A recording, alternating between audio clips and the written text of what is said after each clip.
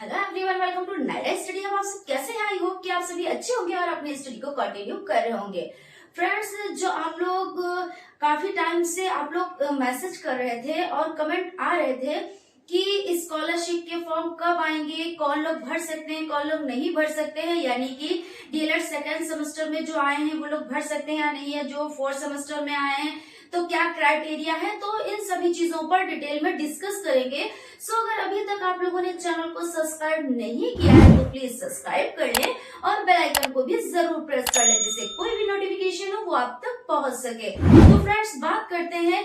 देखिए यहाँ पे है कि डीएलएड बैक यानी बैक आने के बाद स्कॉलरशिप मिलती है क्या, तो यहाँ पर हम लोग डिस्कस कर लेते हैं कि सबसे पहले देखिए, अगर ये चीज होती है कि आपकी बैक लगी कैसे, यानी सेमेस्टर बैक है या आपका सब्जेक्ट बैक है। सब्जेक्ट बैक मतलब आप लोग समझते होंगे कि जैसे एक सब्जेक्ट में बैक लगी है या दो सब्जेक्ट में बैक लगी है, ठीक है, तो ये क्या हो गया, ये सब्जेक्ट बैक हो गया। और अगर 3 सब्जेक्ट में बैक लगी है, इससे ज्यादा सब्जेक्ट में बैक लगी, तो इसका मतलब आपका सेमेस्टर चेंज नहीं हुआ, आप उसी सेमेस्टर में हैं, तो ये आपका हो जाता है सेमेस्टर बैक।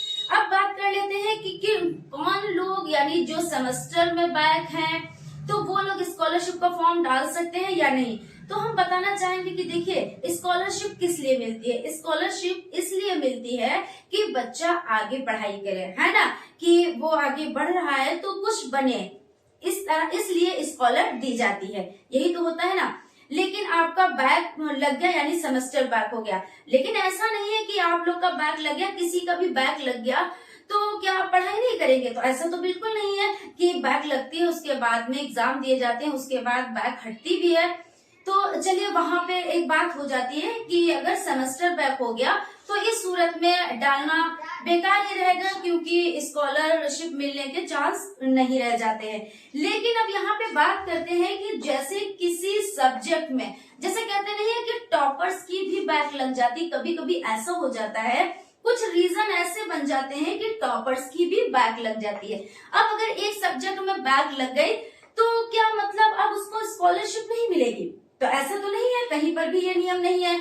तो यहाँ पर क्या होता है, अगर आपकी सब्जेक्ट बैक लगी हुई है यानी एक सब्जेक्ट में बैक लग गई है, तो इस सूरत में आप फॉर्म फिल कर सकते हैं, फॉर्म डाल सकते हैं। और ये चीजें आपके जो कॉलेजेस के बाबू वगैरह है उनको बताना चाहिए, क्योंकि बच्चों के कमेंट्स आते हैं कि जब वहां पे जाओ तो कोई बात कायदे से नहीं करता है, चीजों को क्लियर नहीं करता है। लेकिन जब हम एडमिशन लेने गए थे तब हमें ये चीज बताई गई कि आपको स्कॉलर मिलेगी, लेकिन कोई क्राइटेरिया नहीं बताया गया। बच्चों के ये मैसेज आते हैं कि कोई क्राइटेरिया नहीं बताया गया कि किन लोगों को स्कॉलर मिलेगी, किन लोगों को नहीं मिलेगी, बस एडमिशन हो जाए किसी तरह से। तो वो लोग क्या करते हैं कि नहीं, आपको स्कॉलर मिलेगी। आपको बच्चों को क्राइटेरिया बताना चाहिए कि देखिए, इस सूरत में स्कॉलर मिलेगी और इस सूरत में स्कॉलर नहीं मिलेगी। तो जिसको देखिए डीएलएड बीएड करना है तो वो स्कॉलर के लिए तो नहीं करेंगे।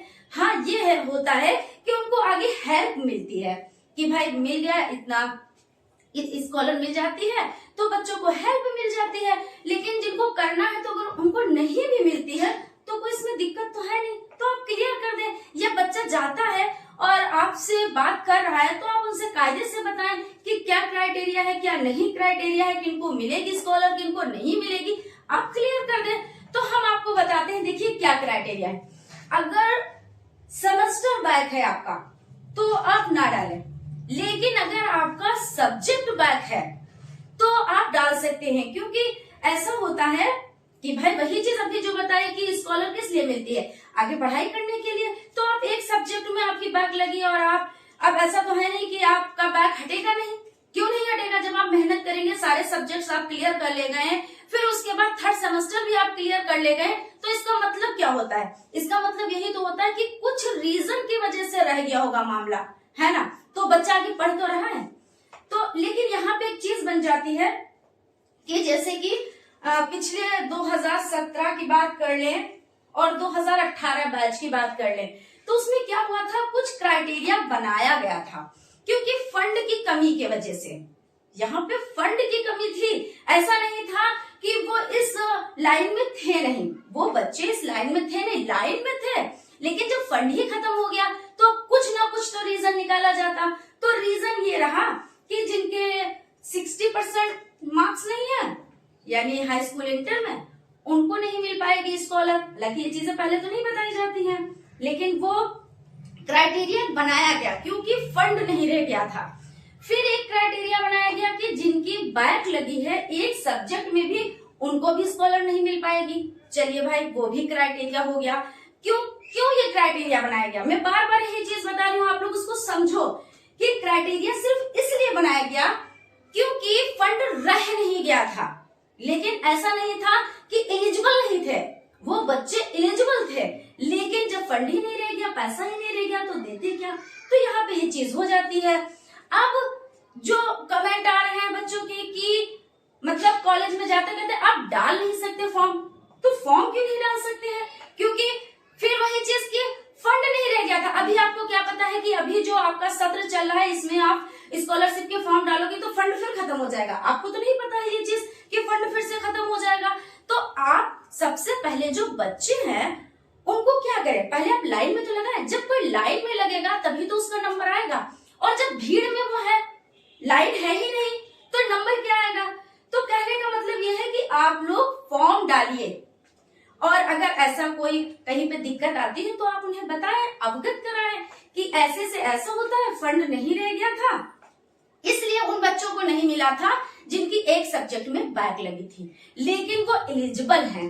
तो जब एलिजिबल है तो हम फॉर्म क्यों नहीं सबमिट कर सकते? आप लोग ये चीज बताएं जाकर, और आप अपना फॉर्म सबमिट करें, ठीक है ना। जहां पे कोई डाउट है, कुछ क्लियर करना चाहते हैं आप लोग, और भी इससे रिलेटेड इंफॉर्मेशन लेना चाहते हैं, तो आप लोग कमेंट बॉक्स में कमेंट करें, हम उसका रिप्लाई आप लोगों को जरूर से जरूर देंगे, ठीक है ना। तो मिलते हैं क्लास में, तब तक आप लोग अपना ख्याल रखें और स्टडी को कंटिन्यू करें, और अपने कॉलेजेस में जाके अपने फॉर्म को सबमिट करें, ठीक है ना। Thank you.